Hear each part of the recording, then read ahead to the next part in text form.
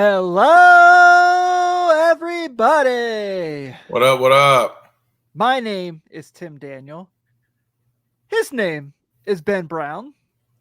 And welcome to this week's rendition of Late Night Reds, part of the Riverfront and Blue Wire Media Podcast Network. We're getting there. We're getting there. Off to a We're slow all right. start. We're all right. We're good. We're good. Of course, this is brought to you by our wonderful friends at patreon.com/Riverfront Cincy and SeatGeek, where if you haven't used it before, I don't know, you want to go watch the Bengals play the Commanders next week on Monday Night Football and you haven't used SeatGeek before, use that $20. Get that money off there. So we're excited to do this show. Kind of looking at a little bit of discussion. It's gonna be a little different today because let's be honest, we're running out of things to talk about for the Reds with 12 games left in the year. Yeah, something One like last that. homestand. So we're going to touch on the Reds. Don't be wrong. But for those of you who normally come for Reds talk and just want to do Reds talk, we're going to do that the first half hour. But what just happened at Arrowhead, we can't ignore that as a Cincinnati sports show. So we're going to spend the last half hour talking the Bengals. If you want to hang out, awesome. We'd love to have you. If you don't, we get it. We totally get it. I just have to pick Ben's brain as a football coach with what just happened on that field, and kind of get his thoughts there. But we're going to do what we do, and I'm excited. So, Ben, let's start with the series for the Redlegs in the Twin Cities. Yeah, Lots of runs scored. absolutely. Yeah, so Friday, 8-4 win. Ellie De La Cruz, first career grand slam, and John Sadak doing the John Sadak thing as perfect as possible. Literally goes, and Ellie De La Cruz has never had a grand slam before in his career. Boom. Just Yeah. John Sadak. Look. Now. All right. I'm gonna say this, not just because he's my boy. He's been on our show many of times. He is so good to me. I don't think people understand how good we have it with him. This season has been a nightmare. We know. My guy brings it every game. He feels what we feel. He's into it. Like he's told me flat out that he does not root for any other team but the Reds. And I understand it's his employer. But as soon as the Reds gave him that job, he was all in. He went and learned about the franchise history. So he feels what we feel for sure. So he set up an incredible moment there for Ellie's first career grand slam. Saturday, an 11-1 win. Terry Lee, 4 for 4, hit a bomb ski. We're going to talk about him here in a second because I really want to kind of discuss his run he's been on of late. Yeah. And then today they lose 9-2. I thought Rhett Lauder was pretty good today. And then, when he's pulled, things kind of fell apart. Yep. He gave up 3 runs, Ben, and it brought his ERA up to 1.74. So he's been incredible. He's been incredible. He's been fine. But this is a really good feeling going into 25, kind of piggybacking off our discussion last week where you're seeing glimpses of what can be. I'm not going to focus on the irritation of the offseason of the past because we all know. But I do think if they were smart, you're realizing they've got the guys that they could do something special.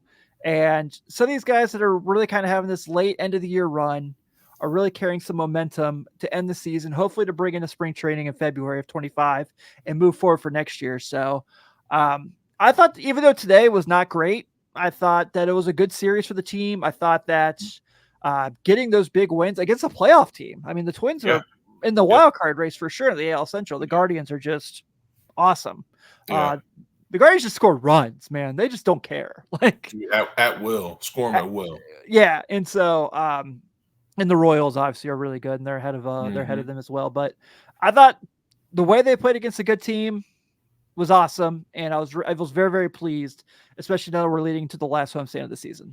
Yeah, absolutely. The biggest thing for me, and I think you hit the nail on the head, is seeing how guys carry momentum until next season, right? So seeing TJ Friedl hit the ball the way we know he can, we talked about Ty France last week having a pretty decent run towards the end of the year. So seeing those types of things are encouraging. And you're seeing a team that's not quitting. Like they're playing hard. They're still getting after it. Like you said, the Twins are not a bad baseball team. So to go up there and get 2 out of 3, it was really encouraging to see them do that. So it's pretty cool to see them try to finish the season on a strong note.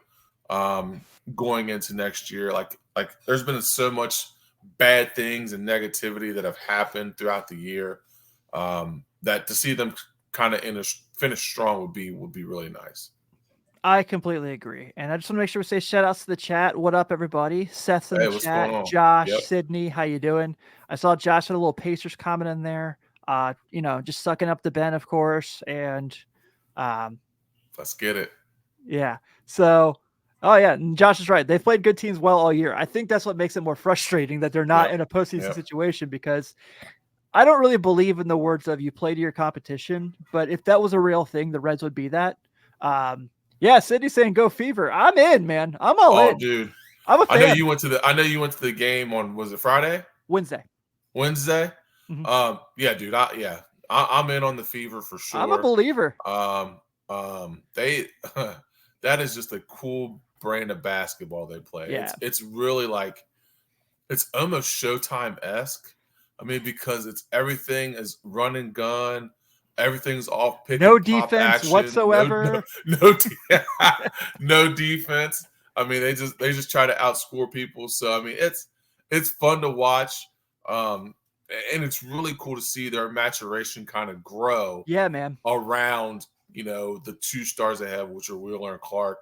Oh, and Aaliyah Boston too, who's she's a dog. So, yeah. So I mean, I think Becky Hammond said it best. Like, they have a legit 3-head monster, and they're honestly one or two pieces away from being really, really good.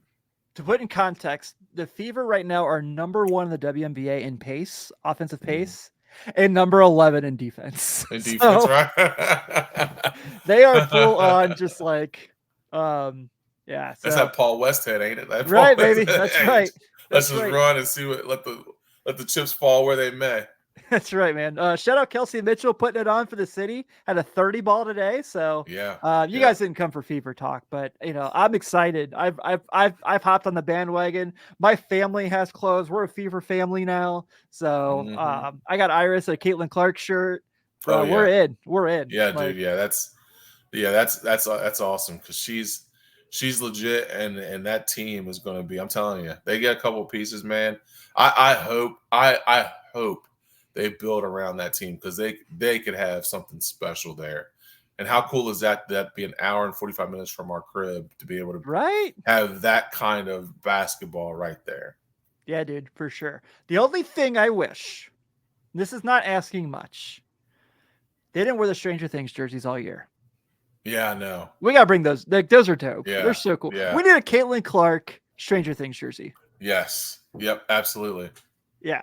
So I'm all for that. But yeah, Josh says sounds like the other team that plays at the field house, and he says he's excited for a big for the Pacers. I know you are too. Absolutely, dude. Is this the time that I break the news? That I have to tell everyone what's going on? Oh yeah, dude. I haven't released to the public yet. Really? Oh, now's a better time than any. Yeah. All right. So first things first, I'm staying with the Riverfront. I want to make sure everyone knows this. I'm going to be part of the Riverfront. I'm never leaving here. This is my home. But Blue Wire and I have agreed for me to do another show on another network by myself. My wonderful bosses, Chad and Nate Dotson, have thumbs up. They said that they're happy with me doing this. Josh, I'm really sorry. I'm going to be covering the Cavs this year. So I'm going to be doing a post-game show for Blue Wire called The Block, The Shot, The Stop. So after every Cavs game, we're going to go live.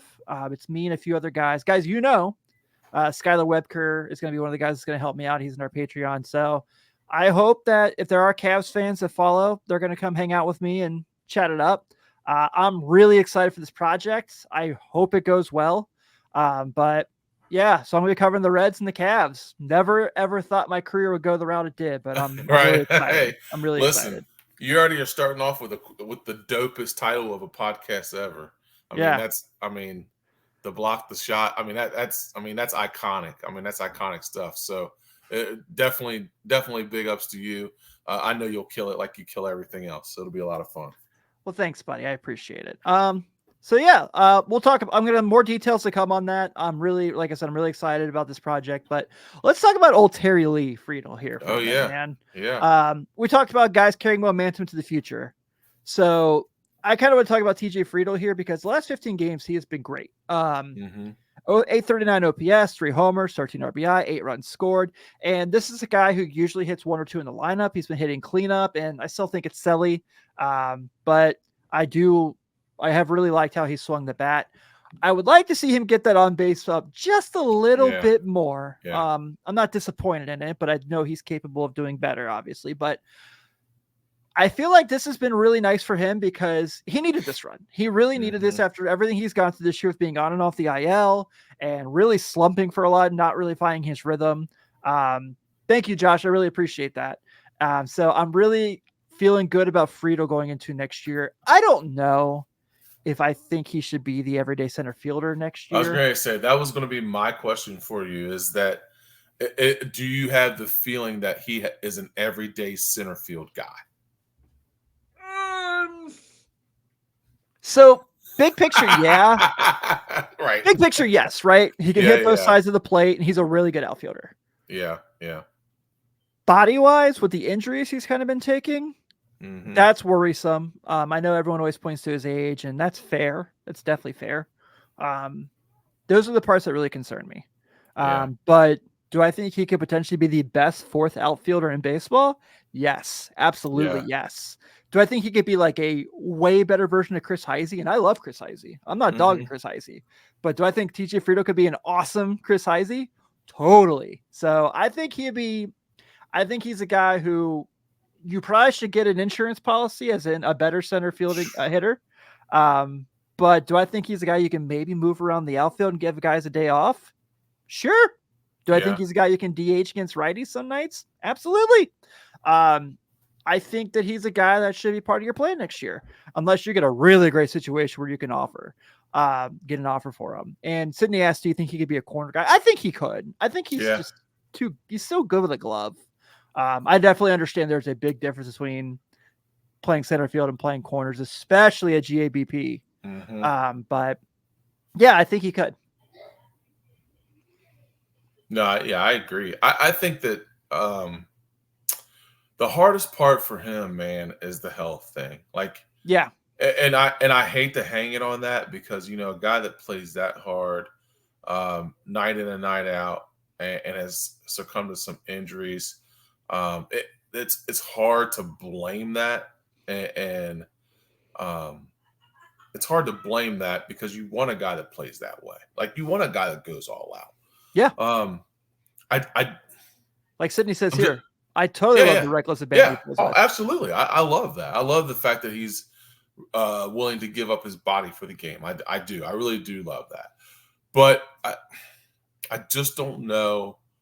I just don't know if he is a guy that is going to be able to be sustainable night in and night out every night. I just don't know. I don't know. And it's not like I don't like Friedel. I really do. Maybe not.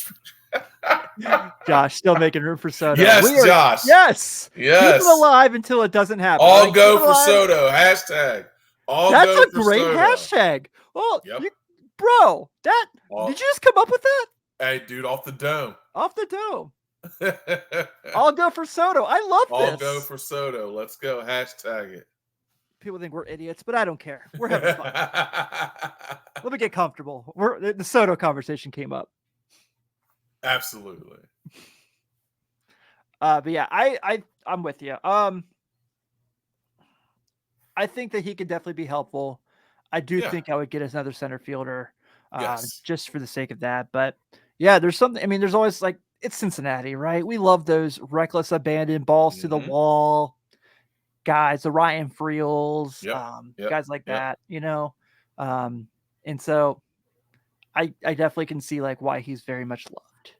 I just want him to be safer. Like Sydney says, not all out in the spring trading. Matt McClain too. All right, just take it easy in spring. All right, easy guys, easy. Yeah. You're in a division with the Cardinals and Cubs who spend a lot of money when your front office doesn't. Okay, so we need all the talent we can get. Got to stay healthy. Yeah. Absolutely. All right. Should we talk about Ellie? We haven't done it in a long time besides saying don't have him play center field. Right. I'm always down for some Ellie talk. Yeah. So instead of doing the last 7, last 15, last 30 kind of thing, I just kind of want to look at big picture where we're at in September with him, and kind of just do a lengthy discussion about him Mm-hmm. because I think that first things first, let's just kind of go to if I told you in April Ellie De La Cruz was going to have an 811 OPS, over 20 homers, and nearly 65 stolen bases with 2 weeks left in the season. You would take that, right? You would for sure take that. 100%. Yeah. All right, 100%. let's just add to it. Um, Yeah, absolutely. 8 triples, 33 doubles, 147 hits, and he did this with 200 strikeouts. Yeah. I feel like for Ellie De La Cruz, I just think that strikeouts are always going to be a thing for him. Maybe not at this point. I do think he's going to get better as he matures, especially the fact that he's become much better as a right-handed hitter through the season. But I do think he's always going to be a high strikeout guy. I just like Mike Trout's a high strikeout guy. No one's ever complained about Mike Trout when he's playing baseball. That's a big win. It's not often anymore. I just think that that's going to be who Ellie is. But if we're getting 200 strikeouts, setting the franchise record for strikeouts in a season, and an 811 OPS, and probably going to end the year with 75 stolen bases, if he doesn't have that 2-week slump in May, maybe a 30 home run season, we're going to take that. We're absolutely going to take that every day of the week. Oh, 1,000%. Here's the thing about the strikeouts, and to me, strikeouts are subjective, right? Same. Because here's the thing, like baseball's hard, so guys are going to strike out. Now, some strike out more than others. Here's 2 things that are going to help Ellie De La Cruz. Number 1, getting Matt McClain back in the lineup. Yes. Getting Matt McClain and somebody else around him in the lineup is going to help Ellie not strike out as much. You got to have people around you so that people can't just throw you junk all the time, and you're trying to make contact on junk a lot. So having guys in the lineup that'll be around you to be able to support you and protect you is huge. The second thing that's going to help Ellie De La Cruz is that at some point he's going to start getting what's the superstar strike zone. So we've seen on several occasions where Ellie has gotten really high strikes, really high you could probably outside take 55 strikeouts off that list because of terrible calls. Yeah. So I mean, he has gotten so many bad strikeouts that it makes you chase balls that you wouldn't normally chase. So when he starts getting that superstar strike zone, the one that later in his career Joey Votto started to get because people respected that Joey Votto knows the zone, and they're going to start giving him those not strikes to where he can start getting better pitches.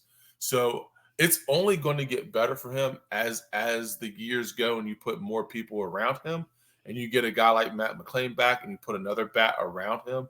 That's going to get better, and his strike zone is going to improve because people are going to say, well, he doesn't really chase bad pitches. Yeah. So we're going to not make those pitches strikes. And you can't tell me umpires are subjective. Umpiring is a subjective thing. So for sure. So when you're in that and you're in that zone and you're Ellie and they know that you not really a wild strike zone, but they give you strikes that probably wouldn't give normal people, that is going to lessen and lessen the more he's in the league. So I think those are going to be 2 things that are going to help that.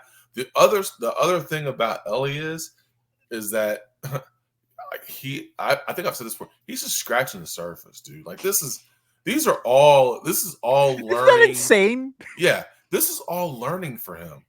Like he is just now learning so many different things, and English. He's going to have like English is one, but he's going to have another off season where he's going to play down south.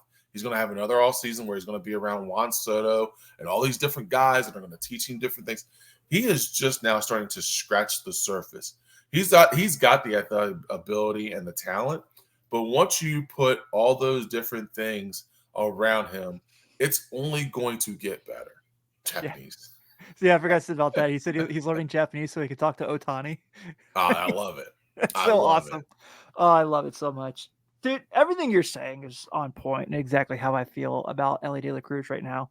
Mhm. I've said this year. The errors don't bother me because No. he's going to get better with that, and he's still been a plus defender with the errors, just because he's such an amazing athlete and his ability to Yes. cover ground and getting the gaps and stuff is just Yeah. unreal. His range is insane. I think that's going to be a part of being insane. Cincy talks about the ABS challenge system, which I've talked about this a couple times when I covered that Bats game for us a couple years ago. It was my favorite thing I've ever seen in baseball. Yeah. Explain that to me a little bit. Like, how did the challenge? Like, how did that? Could the batters just challenge strikes? Yep. Oh wow. Yeah. So yeah, like literally there was an at bat where a guy had a strike and it was like pretty high and you could tell. And he like looked at the umpire and was like, "Hey, it's like 15 seconds." So like, yeah, you're right. Really? Yeah, it's awesome. So I don't think it's going to hurt this pace of play movement that MLB is trying to do. Yeah. It's going to be really, it's going to be, I think it's going to be awesome. So how many challenges do you get? That I don't know. Cincy might know that better than I do. I've been Since she challenging mentioned everything. it. I sound striked. Yeah, I'm sure you probably get like one in that bat. But Probably. I would assume you get one challenge. Would be my yeah. guess. So Josh says here, I agree with Ben. All these missed calls affect the at bat. He very possibly would have gotten better pitches to hit. Instead, he's thinking, "Shit, I better swing at this ball Yeah. before he calls it a strike." And that's the script. Yeah. Yep. So Sydney's That's right. One at 1,000% true. Cincy says it. One in at bat. One at Okay. bat. Thank you for Gotcha. clarifying, Cincy. I appreciate that. I know I got to get better with my minor league knowledge. That's my goal for the offseason, is to get better with my minor league knowledge. Not. Yeah. But I'm the Matt McClain thing for sure. You get a couple of outfielders that can hit and consistently you put them in there. Great. Then I feel really good about where this team will be. I just think that it's got to be a year where they have to spend. They have to. Even if it's these, let's be honest. Nick Martinez is probably not coming back next year. And I hate to say that because he's going to have a really nice market. Right. And you gave him a player option. Absolutely. I said this when I was on the riverfront the other night with Nate. I would go ahead if I were, if I was Nick Kroll and crew and go ahead and say, "Hey man, if you sign, we'll give you $4 more million a year. We'll give you 16 instead of 12. For that, because of your option." Because I think he has been tremendous for this team. He has been terrific. We talked about this over and over again. And I understand that the depth of the team is the best place is probably at starting pitching in the organization. But that's got to be something where he's got to be someone who his veteran leadership, what he's done, he's been through, he pitched in Korea, he pitched, he's pitched everywhere. So that's a guy that people can really lean on. I mean, they talk about how much they love Frankie Montas. Frankie Montas isn't good. Nick Martinez is good, so I can only imagine, having him around could only be beneficial. So I hope they can figure out how to keep him because he is a breath of fresh air. Cincy says his optionality is worth it. 1,000% agree. 1,000% agree. I wish it was a mutual option, but I will live with the fact it's a player option. And I would just be like, here, please stay. You did so much for our team.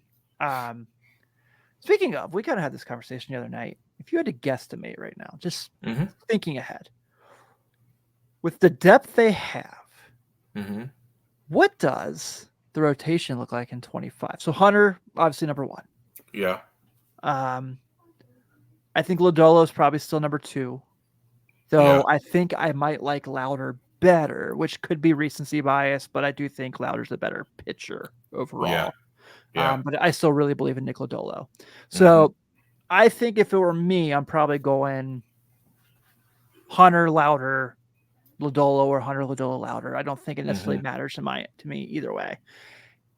4 or 5 is really fascinating. I think Brandon Williamson is 1,000% earned to be in the conversation. I think Nick Martinez, if he's back, obviously. I think I finally have given into. I think Graham Ashcraft should be in the bullpen. Okay. Just because because that second or third time through the lineup thing is really alarming. Yeah. Where if I don't know if he should be the 9th inning guy or one of the 9th inning guys, but I still think he can be a really, really good reliever. Yeah. I really like Andrew Abbott, but he kind of feels like the guy who's going to be, if they make a trade to get somebody, he's going to be the guy that's thrown in the deal. Yeah, he'll be the peace guy. Yeah. Yeah, he'll be the peace guy. And then, yeah, it gets interesting from there. So Sydney asks, do you think Rhett stays up? I do. I think if you're going into 25, you need to have your best 5 guys who can get you innings, and he's one of them in your system. Yep. You know, Connor Phillips was a disaster this year, and I hate to say it because I like him a lot. All right, yeah. I like Carson Spires. I think he has shown he's not a major league starter. Correct. So, yeah, and I don't know if we ever had a major league team go 3 lefties in a rotation between B. Will, Abbott, and that would be pretty wild. Dude, that would be crazy. Yeah, no, so you mentioned Chase Petty. He's for sure going to be in the conversation. Yeah. I don't think Chase Burns is too far away from being in the conversation. I think he's that good. Yeah. So I think they've got 7, 8 deep of guys who could be good starters for them. And as we've seen with 162 games, you probably need 7, 8 guys. You do. You actually really do. I mean, you really do. Yeah. So I'm and I think Julian Aguilar, like we talked about Jacob Junis last week. He's been really good. He's been good too. I mean, it's Jakob.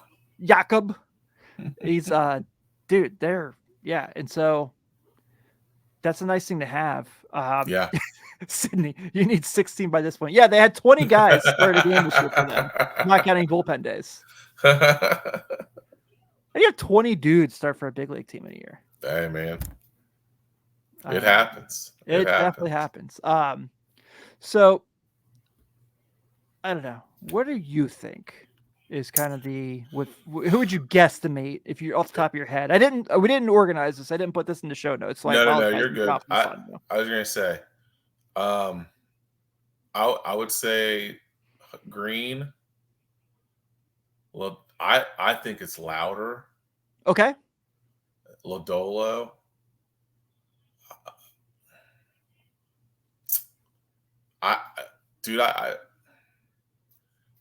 I think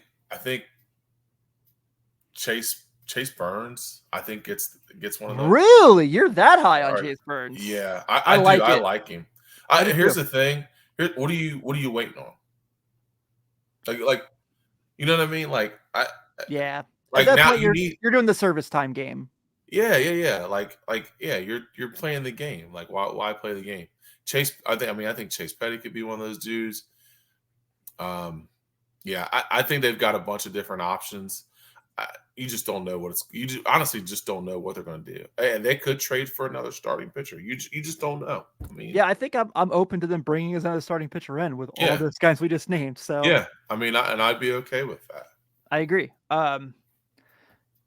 Yeah, man. Hopefully, like Hunter Green starts at Bristol next year. That would be awesome. Oh, dude, yeah. Hey, if we do Bristol, how nice of binoculars are we going to need to be able to see the game? Pretty nice. I mean, you're going to need some pretty nice ones. You know, seeing big cars run around is a lot different than watching people run bases. True. You know, so it'll be interesting to see how they do that. I'm genuinely curious. Yeah, I am too. I really am. Because the venue is kind of crazy. Yeah, I heard. Like, I think was it Tennessee, Virginia Tech played a football game there a few years ago. They did. Yeah. I bet it looks cool. Yeah. I mean, it's a cool venue. I mean, it's just I just don't know how they're going. I'm interested to see how they do a baseball game there. Yeah. But then again, they did a football game there, and it was all right. So, I mean, people way smarter than me will figure it out. Nothing overbeat that year college basketball started, and Michigan State and North Carolina played on that Navy ship, and it was like on the top deck. Yeah, the carrier, yeah. That was insane. Yeah. No way you could get injured there when you're on a water. I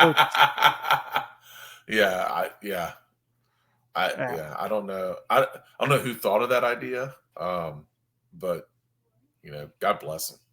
I mean, I don't know. Yeah. So Ben, we are officially in the final homestand of the season. Mm-hmm. The Reds will play starting on Tuesday through Thursday. They will play the Braves, and then Friday through Sunday they will be playing the Pittsburgh Pirates. And I didn't get the pitching I didn't get a chance to check the pitching matchups to see what was going to happen there. So that's why it's not my typical breakdown there. So I apologize. But at this point, last homestand of the season, What do you want to see? I mean, there's nothing that really matters at this point. It's just kind of is what it is. And so, like, what is a positive final homestand of the year? Is it sweeping one of those series? Is it no more guys get injured? Is it being just staying like, Yeah. what is it? Yeah. Everybody stays healthy. Mm-hmm. Uh, uh, winning 4 of 6, 3 of 6 is okay. Mm-hmm. Would love to see Louder have another great start. Okay. So he'll start Friday or Saturday, I think it's Friday. But a good start from him. And the biggest thing is, honestly, you said it. The biggest thing is staying healthy. Yeah. I don't want to see any major injuries. I don't want to see anybody get hurt, take a ball off the shin. You know what I mean? I just don't want to see that. I want people to stay healthy because at this point right now, it's just getting through the season. So Yeah. I don't want to see anybody get injured. I'll be down there Tuesday. I'm doing Strawberry Ice's show from Moorline, so I might just go ahead and grab a ticket to go to the Tuesday game. Yeah, just one last time for the season ends. Absolutely. Yeah, maybe I should go Sunday since the Bengals are on Monday night next week. Oh, last home game of the season. Maybe. Yeah, probably not. Yeah, probably not. I'll forget the one time. All right, story time with Tim here. Sorry, guys, but a couple of years ago, I had a friend in the organization who gave me their tickets for the last game of the year. It was like one of those Wednesday afternoon last games. No one's at the ballpark. And I went to go get a beer at the Bow Tie. And I was like, can I get a Kona? And Kona was out. Like literally had the tap was screwed off of the thing. I was like, okay, I'll do a mango, a wild mango. Also screwed off. I was like, what do you have? Like, because I'm not a Bud Light, Miller Lite kind of guy. Budweiser. Right. Yeah. Yeah. I'm not a Bud Light, Miller Lite kind of guy. Those aren't my thing. Like, I understand there's a market for that. I am not that audience. I am a craft beer through and through guy when I do drink beer, which is few and far between, as we know. I'm a bourbon guy. But Lord knows you don't want to buy bourbon at the freaking stadium. No. Yeah. No. Unless you want to sell your firstborn. Right. Which I don't. No. She's pretty wonderful. Not at all. Yep. I love both my kids. Same. But it was like, okay. It was like some sort of, I think I was drinking Angry Orchard. That's like where we got. That's what was that? And it's stacked going down there. Like, we got some Orchard. You're like, all right, man, let's get it. It tastes good. It's just not my first choice. It's like, it's like when you used to like go to Kroger and pick up a soda and you go, oh, they're out of Coke. They're out of this. They're out of this. You're like, I guess they have RC Cola. Or sounds great. So you got some RC. Oh man, but I'm really happy that we're at this point because that means the season that was a nightmare is almost over. Yeah. Yep. And then we can all kind of just move on. Take a collective deep breath. That much closer to hoops. And pass it through our system. Yeah. By the way, we didn't talk about this like we normally do to start the season. Start the episode. You guys did not have to put it on Campbell County like that. That was mean. That was rude. Well, here's the thing. Like when we there's two stories here. So first story, really brief. They had played on film. They had played both teams pretty well, and it just given up stuff at the end, like fumbles or did something silly. So going into the game, for having the RC Cola still. Shout out to Heritage for having RC Cola still. That's true. And Tab. Hey, listen, Tab. Yep. That's the real MVP right there. I'm with you. So going into the game, like we were kind of like, man, we got to play really well. Like they've hung around with a couple teams that they played. We got to come in and do things well and be all right. We get in there, dude, and the energy is just dead, man. Like there's like, and you fit a lot of people in Campbell County, but there's no energy, and it's their senior night, and there's no energy. We're like, oh man, like this is gonna be bad. Then we come out the first drive, and we drive the ball for 6 minutes, but we just don't score. So then we get the ball back, dude, and then it was just barrage. I mean, then we just started moving the ball, and it just snowed downhill. But the second story is, which is pretty funny. We were standing there, and I know the guy. I know some of the guys that coach over there, and the one guy walks up to us, and I'm standing with one of our defensive coaches. So I'm standing there, and we both know this guy, and he walks up, and he's like, "Hey, man, how's it going? Oh, it's going well. You guys having a good year, yeah." And he literally looked me in my eyes and goes, Does your son still play?" I was like, "My son?" I was like, "My son?" He's like, "Yeah, does he still play?" So the guy standing with me looks at me, he goes, "Man, you know his son plays, and you know exactly who he is." So yeah, I told my son that he was not happy. Yeah. So he's like, "Oh, we're gonna play this game. All right, here we go." To put in context for those who don't know, I know we talk about this every week just because I like to catch up. Ben's son is the number 1 corner in the state of Kentucky. Yeah. So it's not like we're talking about some schmo here. Yeah, he does well. Yeah. He does well. And he started playing football his freshman year of high school. Yeah. So yep. Yeah. So he's like that. He's done well. He's had put together quite a high school career for himself. So yeah. I've known Isaac his whole life. I am so proud of him to see what he's doing, man. It's so cool. And I got to cover a high school basketball game of his last year, and that's like one of my favorite moments. It was part of the reason I got to hang it up and not do college sports anymore. It was part getting to do his game of his was like, what more do I need to do? Like, shut it down. Yeah, man. So just like getting to have that moment was really cool. Yeah, absolutely. All right, I'm going to put this disclaimer up to just in case people who want to join don't care. But if you do, please hang out with us. I'm really, really excited for insight and conversation here. So there it is. So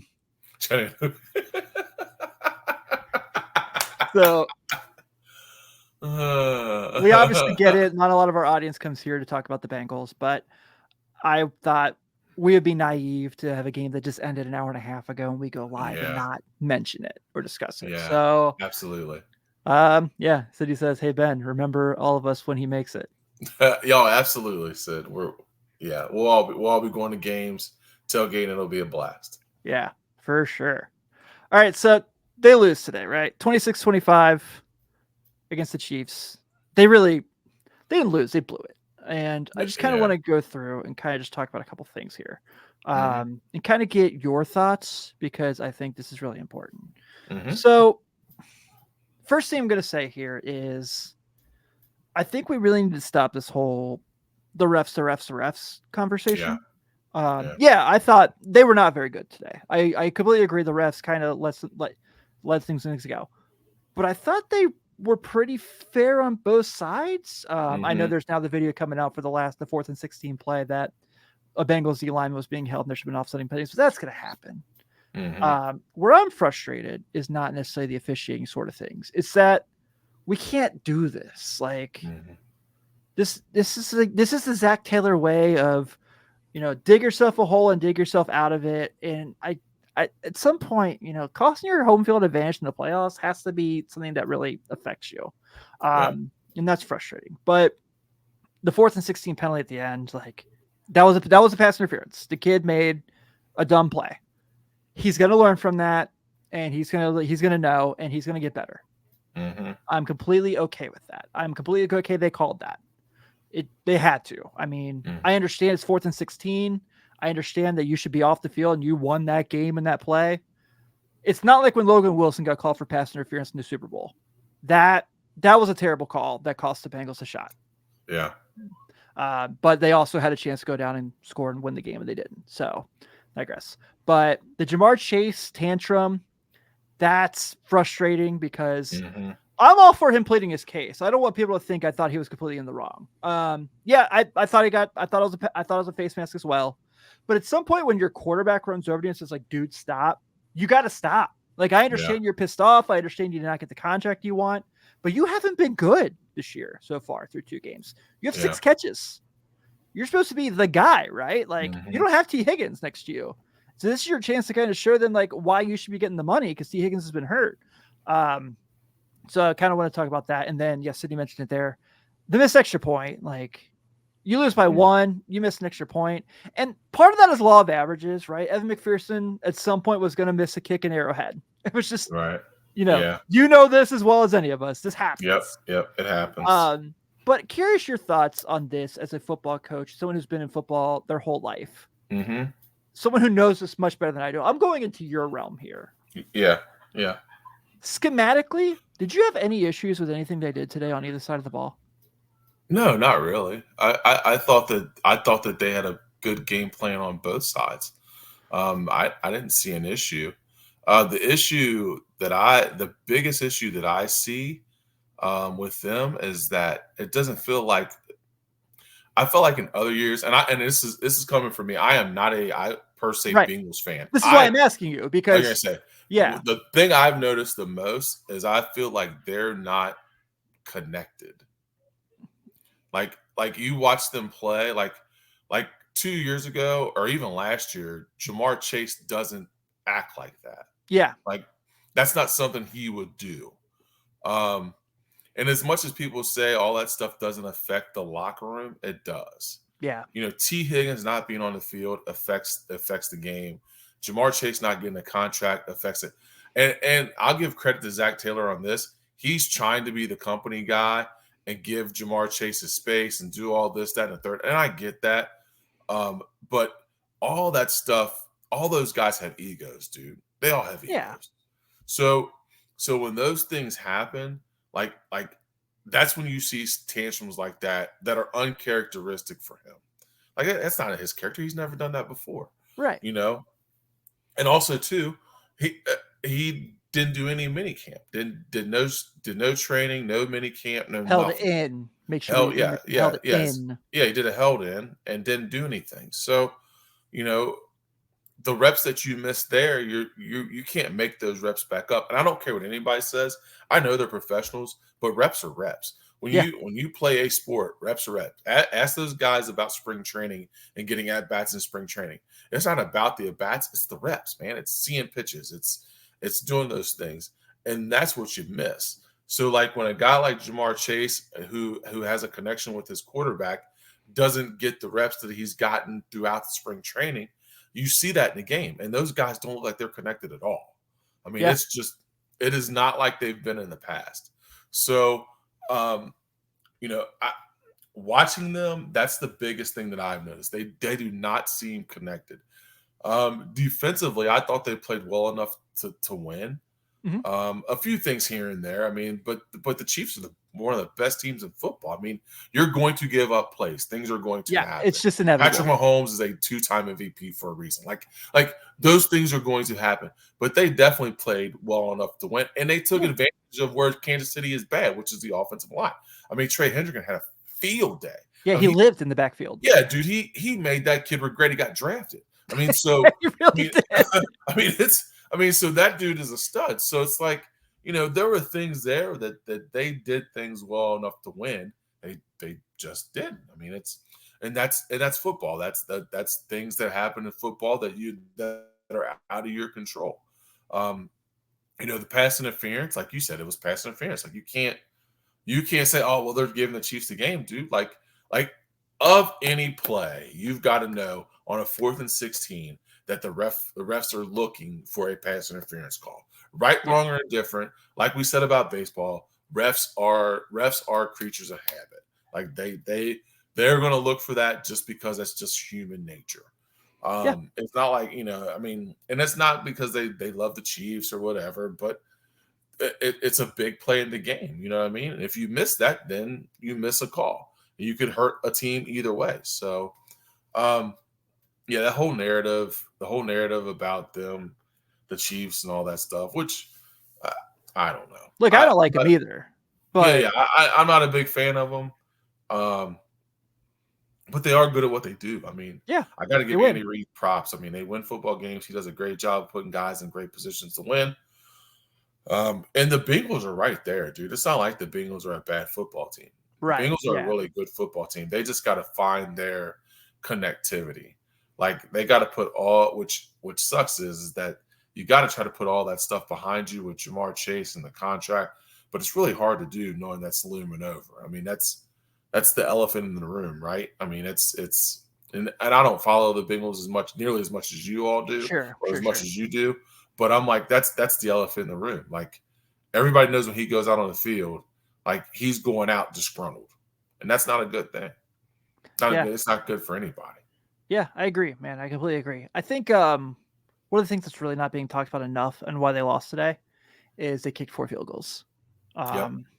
You can't do that.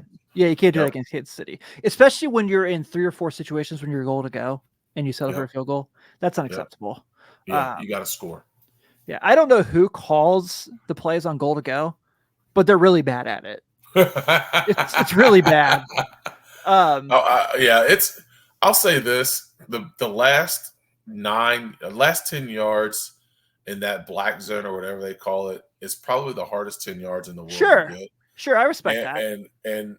And being a guy that helps call offense, it's really difficult to score. And the field shortens, so you got to shorten your playbook. They're not particularly great up front.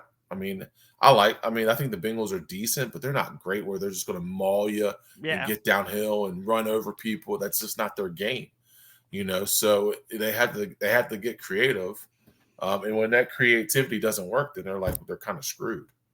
Yeah, I cannot wait for Amarius Mims to be back. I think that is going to be a huge difference. And Chris Jenkins on the other side too. I know you don't like Michigan, but he is really good. No, but he's a really good football player. Yeah, despite his Michigan roots. Yeah, and there's the Burrow fumble. Yeah, that guy just made a really good play. I mean, that happens. Yep. Sometimes you just got to tip your cap. Mahomes hits Rice on that deep ball. Explain this to me, because I don't really understand language. So I watched Cam Taylor-Britt's interview with the media after the game, and SunDey mentioned it. That interception he had was maybe the best interception I've ever seen in my life. Yeah, that was incredible. Insane. Yeah. An Odell Beckham style interception. Yeah, that was legit. But he said that the interception was the same play as the touchdown he got beat on earlier. He said it was a 9 ball. Does a 9 ball just mean a deep throw? It's a go. Yep, it's a go. Okay. So if routes are done in trees, so it's a route tree. So the 9 is your deepest route, and then you got like your 1, your 3, your 5 are all out. So 1's a speed out, 3's a 6 and out. 5 is a 10 and out. And then your evens are like your drag, your dig, your and your post. And then your 8 is your flag. Gotcha. So it all goes out. So when he says he's running a 9, it just means he's running a go. Okay, because he said it was a 9 ball he got beat on. They ran a 9 ball again. That's when he got the pick. So he said he just had better technique that time, which that's pretty awesome that he's like, oh, I messed up here. When they run it again, I'll be ready. And that's awesome. That's really impressive. Yeah, the one thing about corners, man, dude, you want to talk about you got to have a short memory. Yeah, for sure. Corner probably is the only place on the field, dude, where you just feel all alone. Like either you make the play or you're the GOAT, and it sucks. We used to tell our corners all the time, dude, either you're going to be the man or somebody's going to be looking at you like, oh man, this guy's a goofball. So it's you just got to have a short memory and go out and forget that last play and go make the next one. Which Cam Taylor-Britt is really good at doing that. He really is, man. I think and I think Dax Hill's been really good so far too. Yep. Throughout the season. Having Von Bell back, you can definitely tell the difference. Because even that Patriots game, I thought the defense looked good. I think they just kind of maybe gave a play or two. And it's really hard. And here's the thing about that, and in both games, it was the instance of the defense played well enough to win both of those games. But if you give teams I won't say it for New England, because I don't think New England's offense is great.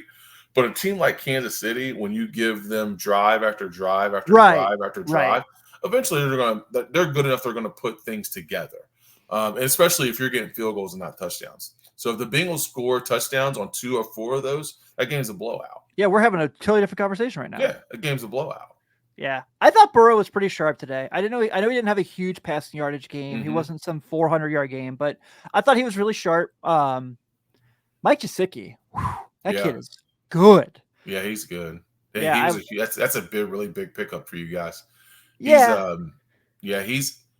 guy that I think he's going to get more.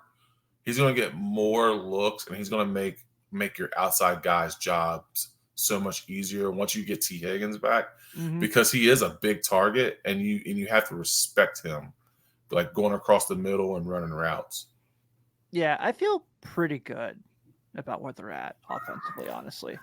I feel Oh yeah, good yeah. about where they're at as a team. I just think that this was a bad loss. How about Andre Yoshivas rocking the Peter Warwick jersey today? If you wear a Peter Warwick jersey, you got to have a house call. I mean, and he had 2. Yeah. So, you take those. Oh, absolutely. Yeah. I mean, he's the reason that they were in the game, because in the red zone, he was great. Yep. Yeah, I'm a big fan of his. I think he's a really good fill-in for Tyler Boyd. And realistically, 0-2 sucks. It's the same story we've had for the last couple of years. But you got the Commanders and the Panthers coming up before the Ravens. You got a really good chance of getting back off the schneid against 2 not so good teams. Even though the freaking Commanders beat my Giants today, which is another conversation for another day, because I could talk about how bad the Giants make me physically ill on another episode. I believe it. So yeah, we'll go in real quick. So Monday night next week in the jungle, the Commanders. You gotta feel really good about that game. Obviously, you're the Bengals. Mm-hmm. The Commanders aren't very good. I love Jaden Daniels. Yeah. I'm gonna be really sad when Washington ruins him, like to do all their quarterbacks. Yeah. So find a way to not do that, please, because he's very good. But they will. Or trade him away. Jeez, Pete, give the guy a chance. Trade away for like you ruin him. Yeah. But I do like him a lot. The Bengals are a better team. They should take care of it. They don't lose in primetime in their home stadium anyway. Yeah. So make sure you keep that going here. I know Daniels is probably going to get his first career touchdown pass in that game, and that's fine. Yeah. You're a better team. Just go out there and do your thing. You're a better team than the Patriots, but Patriots give the Seahawks a hell of a game today too. Oh yeah, absolutely. And then you go to Carolina. I'll tell you this. And I'll tell you this. You're going to look back, and the Patriot loss isn't going to be as bad as what you thought it was. Yeah, because I think they're going to be. I think they'll be a middle of the road team, but they'll play everybody really hard and physical. Because I think that's the characteristic of their head coach. I mean, Gerard Mayo was a really tough physical dude. I think he kind of embodies that with New England. So they're going to be in some tough physical games all year. Yeah, I'm curious. I would bet the Bengals will be a touchdown favorite next week. Oh yeah, I just think they're better. And then I think they're better. I hate that Bryce Young is going through hell and back. I don't know if there's hope for him, but part of me just feels like it's because he got drafted to such an awful team. Mm-hmm. But man, I don't think people realize how bad the Panthers are. Like, does Andy Dalton start next game? Possibly. Yeah. Possibly. He's 2-1 against the Bengals since he left. So yeah.